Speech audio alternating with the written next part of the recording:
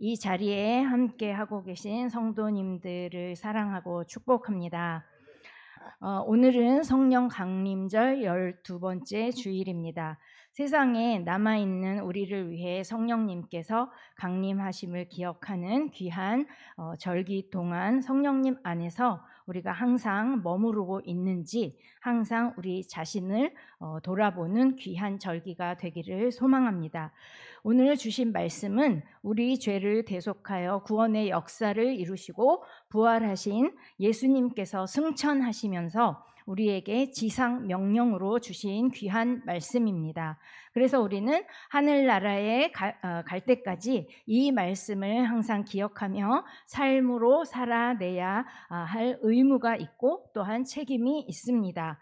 그래서 이것은 선교라는 사역으로 연결됩니다. 지난 주일 목사님의 설교 말씀 가운데 소명과 사명에 대해 잠깐 언급하셨습니다. 그 말씀에서 저는 깊은 감명을 받고 제 자신을 돌아보는 귀한 시간을 가질 수 있었습니다. 또한 저뿐만이 아니라 우리는 모두 사명, 특히 복음 전파의 사명을 받은 사람들입니다.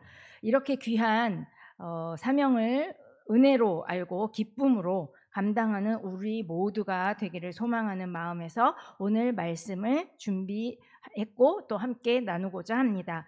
그러면 먼저 우리나라의 선교의 모습이 어떠했는지 잠시 되짚어 보겠습니다. 다른 나라처럼 우리나라 역시 복음이 들어오는 그 과정에 있어서 많은 믿음의 선조들과 또 선교사님들의 선교와 피땀 흘리는 그러한 순교가 있었습니다. 하지만 특이하게도 우리나라에서의 복음 전파는 다른 나라들과는 다른 모습을 보입니다. 우리나라의 경우에는 외국 선교사들에 의해서 복음이 전파되기 이전부터 이미 자국민에 의해서 복음이 전파되었다는 특징을 가지고 있습니다. 먼저 그림을 띄워주세요. 먼저 서상윤, 서경조 형제를 소개합니다. 그들은 홍삼을 파는 상인으로서 심양에 갔다가 존 로스 목사를 만나게 되고 보시는 왼쪽 존 로스 목사님을 만나게 되고 그를 도와서 한글로 성경책을 번역하는 일에 동역하게 됩니다. 그래서 최초로 한글로 번역된 쪽 복음서를 보급하는 일에 큰 역할을 했고 또 한국 최초의 교회인 소래교회를 황해도의 소래마을에 세우게 됩니다. 이렇게 한국 최초의 교회가 외국 선교사가 아닌 자국민에 의해서 세워진 것입니다. 다음으로는 토마스 선교사님을 소개하고자 합니다.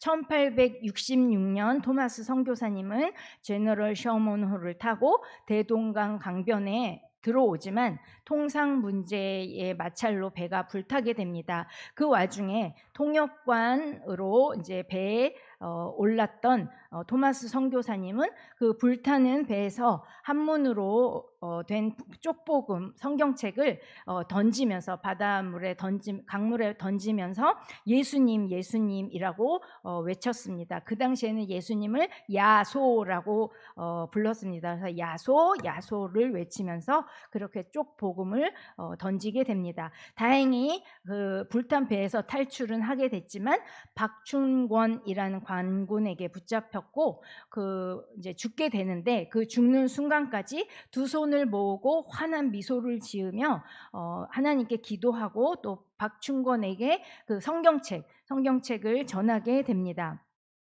마치 순교하는 스데반 집사님의 모습처럼 말입니다. 그 사건 이후에 박춘건은 토마스 선교사님의 그 죽음 앞에서 그 환한 모습, 기도하는 모습이 자꾸 떠올랐고 그래서 그에게 받은 성경책을 읽게 됩니다. 그 다음에는 마침내 회심해서 영주교회에 또 영수까지 되었다고 합니다. 또한 토마스 선교사님에 의해 던져진 그 쪽복음을 쪽복음 3권을 최치량이라는 소년의 손에 들어가게 되는데, 그 당시에 그 성경책이 금서라는 그 법에 걸려 있었기 때문에 성경책을 가지고 있으면 죽음과 연결이 되었습니다. 그래서 어찌어찌 해서 박영식이라는 사람에게까지 그 성경책이 전해지게 되었고, 그 성경책의 종이 질이 좋다는 이유로 박영식은 자기네 집 안에 도배를 하게 됩니다. 그래서 나중에 최치량이 박영식의 그 집을 구입해서 여관으로 사용하게 되었고, 이 최치량과 박영식은 나중에 모두 세례를 받고 자신의 집을 교회로 만들었는데, 그 교회 이름이 바로 널다리 널다리골 교회가 됐고, 이것은 평양 대부흥운동의 그 장소가 되었던 장대현 교회였습니다. 이렇게 성령님의 역사가 우리나라 선교 최초에 일어났던 것입니다. 이렇게 세계 선교사 역사에서 우리나라는 복음도 자국민에 의해서 전파되었고, 또 최초의 교회도 자국민에 의해서 세워진 유일한 나라입니다. 그렇기 때문에 우리는 큰 자부심을 가지고 믿음의 선조들의 행적을 본받아서 겸손히 그리고 열심히 믿음의 대를 이어야 할 것입니다. 우리는 보통 전도라는 말을 더 많이 자주 사용하고 있습니다. 그리고 더 친근하게 느껴집니다. 그리고 선교라는 말은 어쩐지 나와는 조금 거리가 먼 그런 것이라고 생각하곤 합니다. 그러면 전도와 선교와의 차이는 과연 무엇일까요? 전도란 상대방에게 복음을 직접적으로 전하는 행위를 말할 때 사용하고, 선교는 직접 복음을 전하는 것은 물론이고 직접 복음을 전하지 않더라도 여러 가지 그 행동으로 또 활동으로 주님의 사랑을 전하는 그러한 복음 전파라는 면에서는 같은 그러한 모든 사업들을 포함합니다. 이런 차이점을 확실하게 알고 나니까 우리도 역시 전도도 할 수 있고 선교도 당연히 할 수 있다는 것을 알게 됩니다. 선교지와 또 선교사님들을 위해서, 또 이웃을 위해서, 학교를 위해서, 또 사업장을 위해서, 군을 위해서, 또 국내 선교는 물론이고 세계 선교를 위해서 열심히 기도하는 것도 하나의 귀중한 선교의 활동입니다. 그리고 선교 물품을 보내고 선교 헌금을 하는 것도 선교하는 것이고, 자신의 직업을 활용해서 봉사하고 섬기는 것도 선교하는 것입니다. 또한 하나님의 말씀대로 믿음으로 순종하고 예수님의 그 말씀을 삶으로 보여주며 살아가는 모습 자체도 귀한 선교입니다. 그래서 우리 모두는 모두 선교사가 되는 것입니다. 이렇게 여러 모양으로 선교사가 되어서 주님께서 맡겨주신 사명인 복음 전파를 각자의 자리에서 여러 방법으로 할 수 있는 것입니다. 얼마나 감사한 일인지 모르겠습니다. 사랑하는 우리 삼보교회 성도님들도 항상 성령 충만함을 받아서 기쁨으로 또 자원하는 마음으로 또 여러 모양으로 삶의 자리에서 전도하고 선교하는 그러한 선교사가 되어서 주님께 크게 칭찬받고, 또 주님께서 또 나중에라도 또 현재라도 함께 하시면서 역사해 주실 줄로 주님의 이름으로 축복합니다. 오늘 주어진 말씀에서는 먼저 때라는 말이 언급되어 있습니다. 2절과 4절 말씀에서처럼 예수님께서는 부활하시고 또 40일 동안 사도들과 함께 있으시면서 하나님 나라의 일을 말씀하셨습니다. 사실 예수님께서는 사역 전체 시작 처음부터 부활하신 후에도, 그리고 승천하시기 전까지 하나님의 나라에 대해서 전파하셨습니다. 그럼에도 불구하고 이스라엘 백성들은 어떠했습니까? 여전히 로마로부터 이스라엘을 해방시켜줄 그런 정치적인 메시아만을 원하는 마음으로 가득 차 있었습니다. 그러한 마음은 바로 누가복음 19장 11절 하반절 말씀에서 잘 나타나 있는데요. 있는데요. 제가 읽어드리겠습니다. 그들은 하나님의 나라가 당장에 나타날 줄로 생각함이더라. 네, 이 말씀에서처럼 이스라엘 백성은 정치적인 메시아만을 기대하고 바랐습니다. 하지만 주님께서는 승천하신 후에 다시 오실 것이고 또 이스라엘뿐만이 아니라 이 세상을 심판하시고 하나님의 나라가 이루어질 그때에 대해 말씀하시면서 그때는 아버지의 권한에 두신 것이라고 가르쳐 주셨습니다. 그래서 우리가 기억해야 할 것이 있습니다. 첫 번째로 증인의 삶은 종말 신앙을 마음에 새기면서 준비하는 삶을 사는 것입니다. 이 말은 곧 우리가 선교해야 하는 이유이기도 합니다. 기독교는 다른 종교와는 절대로 존재하지 않는 중요한 신앙을 가지고 있습니다. 그것은 바로 십자가와 부활 신앙, 그리고 또 우리가 잠시 잊고 있는 종말 신앙에 대한 것입니다. 그런데 언제부터인가 우리 기독교에서 그 중요한 종말 신앙의 삶이 없어진 것 같다는 그런 느낌을 받습니다. 이렇게 중요한 신앙이 이제는 오히려 이단에게 빼앗긴 것이 아닌가라는 생각을 합니다. 이단은 종교하고 성스러운 이러한 종말 신앙을 왜곡하여서 사람들을 현혹합니다. 그렇게 하루속히 이 귀한 종말 신앙을 다시 바로 세워나가야 합니다. 그러기 위해서 우리는 부활 신앙의 산소망을 품고 산소망 가운데 거하면서 종말 신앙으로서의 삶을 지금 바로 현재를 살아냄으로써 진정한 하나님 나라의 도래를 소망해야 합니다. 이에 대해서 신학자들이 다음과 같은 말을 합니다.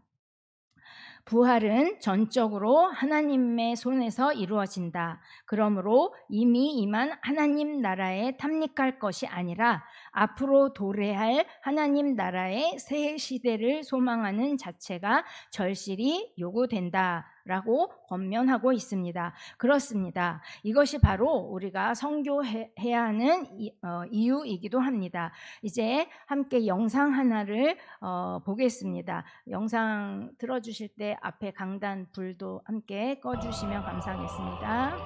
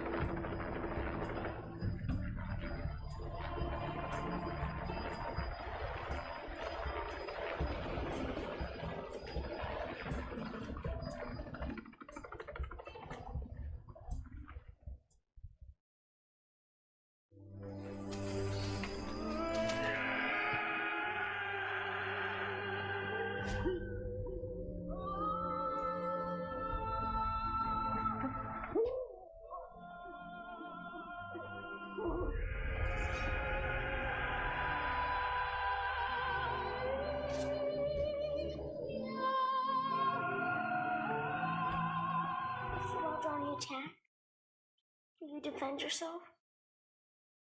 Will you use your guns? Son, we can't shoot the Wadani. They're not ready for heaven. We are. Promise me one thing. Just one. One thing. Sound like your mother. If you get in a jam, a real jam, promise me you'll say these words to them. What words? The Wadani words. They mean, I am your friend. Your sincere friend. Bua Bia Unumba. Bua. Be, and Numba. Numbwa. Bua Bia Numbwa. Right? Yeah. 别，别离我别离我。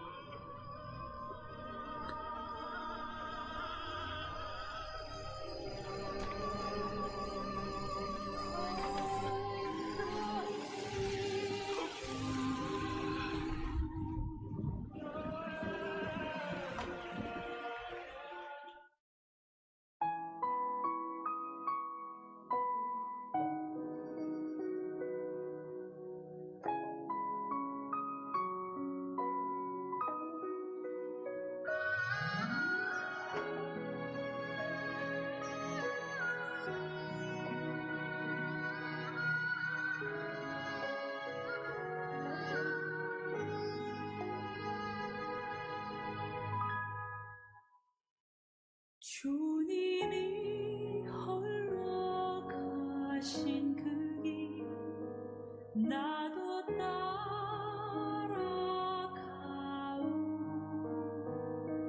모든 물과 피를 흘리신 그 길을 나도 가오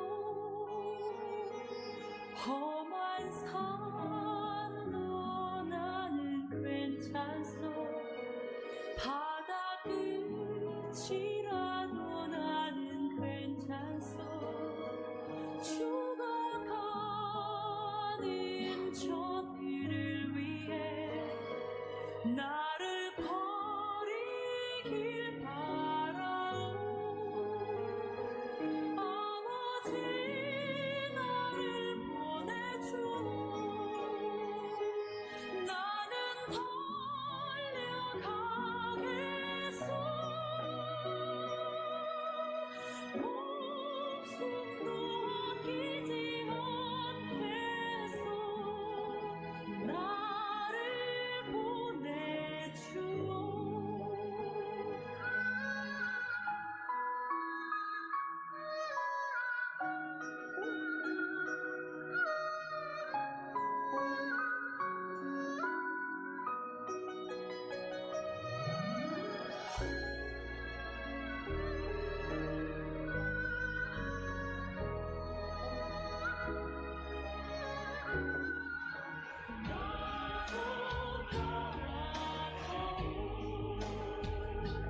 생명을 버리면서까지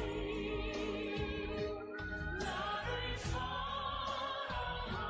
사랑하듯이 이 작은 나를 받아주오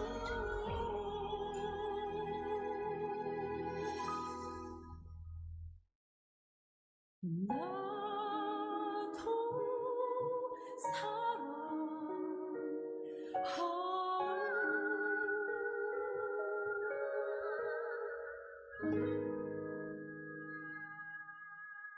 네, 이 영상은 짐 엘리엇이라는 선교사 이야기를 중심으로 해서 만들어진 창끝이라는 제목의 영화를 편집한 것입니다.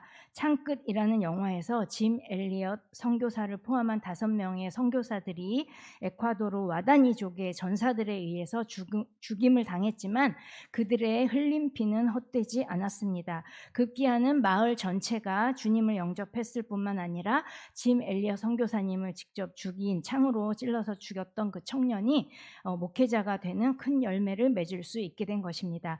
짐 엘리엇 선교사는 주님의 사랑과 앞으로 도래할 하나님 나라를 소망하는 종말 신앙에서 선교의 이유를 찾은 것입니다. 두 번째로 증인의 삶은 성령님의 임재를 사모하는 마음으로 사는 것입니다.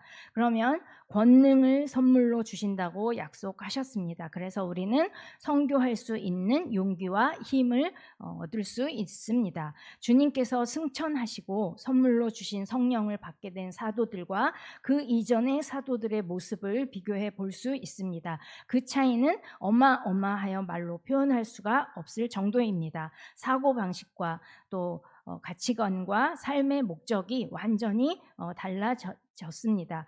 그 존재 자체가 달라진 것입니다. 사도행전 2장 1절에서 13절의 오순절 다락방 사건을 보면 알 수 있습니다. 이런 변화된 모습에 대해 성령 체험을 하지 못한 사람들은 그저 비난과 의심하는 눈초리로 바라볼 뿐입니다.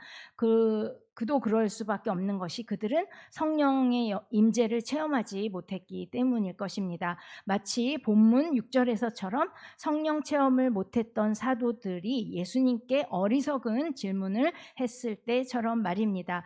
그리고 창끝이라는 그 영화에서 짐 엘리어 선교사를 비롯한 5명의 선교사들이 순교했을 때 신문에서는 그 일을 그들의 죽음을 단지 낭비라는 말로 일축해 버렸습니다. 그 기사를 쓴 기자가 기독교인일 수도 있고 아닐 수도 있습니다. 그 기자가 그러한 기독교인이든 아니든 간에 어리석은 그들의 어리석음은 청년 선교사님들의 값진 피 흘림을 그저 단순히 낭비라는 한 낱말로 너무 간단하게 결론을 내렸다는 것에서 나타납니다. 그 기자들은 하나님의 사랑과 성령님의 임재와 부활 신앙의 산소망과 진정한 하나님 나라의 도래라는 종말 신앙의 가치와 중요성을 가벼이 여긴 무지했던 사람들이라고 말할 수 있겠습니다. 예수님의 피값이 그랬듯이 그리고 수많은 믿음의 선교자들의 피값이 말해주듯이 청년 선교사들의 죽음은 낭비로 끝나지 않았습니다. 그들의 부인과 자녀들은 성령님의 역사하심을 믿고 의지하면서 그 받은 권능으로 용기를 가지고 지혜롭게 힘써 선교의 삶을 살아냈고 결국에는 성령님의 역사하심을 증거할 수 있었던 것입니다. 그리고 마지막으로 세 번째 증인의 삶은 순전한 순종과 섬김으로 선교의 삶을 사는 것입니다. 그래서 세상을 향해 주님의 증인으로 사는 것입니다. 우리는 하나님께서 창조하신 피조물입니다. 그런데 우리는 그냥 피조물이 아니고 하나님으로부터 직접 하나님의 생기를 받은 특별하고 귀한 존재입니다. 창세기 2장 7절 말씀을 우리 있나요 거기? 창세기 2장 7절 말씀을 제가 읽겠습니다. 여호와 하나님이 땅의 흙으로 사람을 지으시고 생기를 그 코에 불어 넣으시니 사람이 생명이 되니라. 여기서 생기라는 말은 히브리어 원문에 네샤마라고 쓰여 있습니다. 이 말이 다른 성경에서는 여러 가지 다른 말로 표현되어 있는데 이제 예를 들면 잠언 20장 27절 말씀에서는 영혼이라고 표현되어 있고 이사야 2장 22절 말씀에서는 호흡, 그리고 욥기 33장 4절 말씀에서는 기운이라는 표현으로 표현되어 있습니다. 이렇게 여러 가지로 표현되어 있지만 중요한 것은 하나님께서는 다른 피조물과는 달리 인간에게만 특별하게 하나님의 자신의 생기를 직접 넣어주셨다는 사실입니다. 그래서 우리는 하나님에 의해서 생명이 되었다고 했습니다. 여기서 생명이라는 말은 히브리어 원문에는 네페시 하야라고 쓰여 있는데 창세기 1장 26절 상반절 말씀을 보면 하나님이 이르시되 우리의 형상을 따라 우리의 모양대로 우리가 사람을 만들고 라는 내용을 기반으로 해서 살펴봤을 때 결국 사람은 다른 피조물과는 달리 존귀한 영적 존재라는 것입니다. 게다가 갈라디아서 4장 6절 말씀을 따르면 너희가 아들임으로 하나님이 그 아들의 영을 우리 마음 가운데 보내사 아빠 아버지라 부르게 하셨느니라고 바울이 가르쳐 주고 있습니다. 이처럼 우리는 그러한 하나님을 아빠 아버지라 부를 수 있는 하나님의 자녀이고 하나님의 백성입니다. 이렇게 우리는 단순히 그냥 피조물이 아니라 존귀한 영적 존재로서 영적 인격 목적체로서 만물을 창조하신 전능하신 하나님의 자녀라는 귀한 신분을 가진 존재입니다.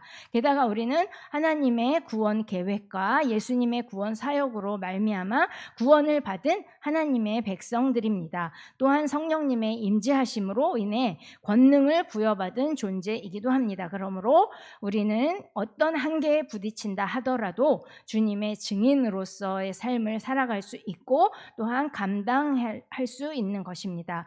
그래서 이렇게 증인의 삶을 살 수 있는 것은 주님께서 우리에게 부여해 주신 특권입니다. 그렇기 때문에 우리는 하나님의 자녀로서 또 하나님의 백성으로서 주님의 제자로서 주어진 삶을 주님의 증인으로 살아내는 것이 당연한 것입니다. 또한 증인의 삶을 산다는 것은 아주 값진 것이기에 결코 쉬운 것이 아닙니다. 하지만 그렇다고 어려운 것만도 아닙니다. 왜냐하면 성령님께서 함께 일하시기 때문입니다. 그렇게 우리는 내가 처한 환경과 상황에서 성령님의 이끄심과 도우심을 따라 말씀에 순전히 순종하면서 열심히 실천하고 섬기면 되는 것입니다. 저를 비롯하여 우리 사랑하는 모든 성도님들도 성령 충만함을 받고 또 기쁨으로 그리고 순전한 섬김으로 주님을 증거하는 증인으로서의 삶을 살아낼 수 있기를 간절히 소망하며 축복합니다. 마지막으로 평신도였지만 주님의 증인으로서의 삶을 살다가 주님을 증거하는 값진 모습으로 삶을 마감한 한 분을 소개하고자 합니다. 그분은 우리 성도님들 또 다 아실 그런 유명한 타이타닉이라는 영화에서 배가 침몰하고 있는 상황에서도 탈출을 하는 것 대신에 복음 전파를 선택한 한 분입니다. 그분은 바이올리니스트 웰레스 하틀리입니다. 그는 가라앉고 있는 배에서 아수라장이 되어 서로 살겠다고 아둥바둥 거리면서 두려움에 떨고 있는 사람들에게 하나님께 받은 자신만의 그러한 음악적 재능을 사용하여서 하나님께 소망을 두고 오히려 감사와 영광을 돌렸던 분입니다. 이 영상 함께 시청하시겠습니다. 전능하신 아버지 하나님, 하나님께서 만물을 창조하시고 역사를 주관하시는 우리의 아빠, 아버지 되어주셔서 감사합니다. 하나님의 자녀로, 하나님의 백성으로, 주님의 제자로서 담대히 그리고 순전한 순종으로 섬김으로 증인으로서의 삶을 살아갈 수 있는 귀한 삶을 살 수 있도록 성령님께서 도와주시옵소서. 한 영혼 한 영혼을 귀히 여기며 각자의 삶의 자리에서 주님 주시는 은혜로 전도하고 선교할 수 있는 우리 모두 될 수 있도록 인도하여 주시기를 간절히 원하옵나이다. 우리를 구원하여 주신 예수님의 이름으로 기도합니다. 아멘.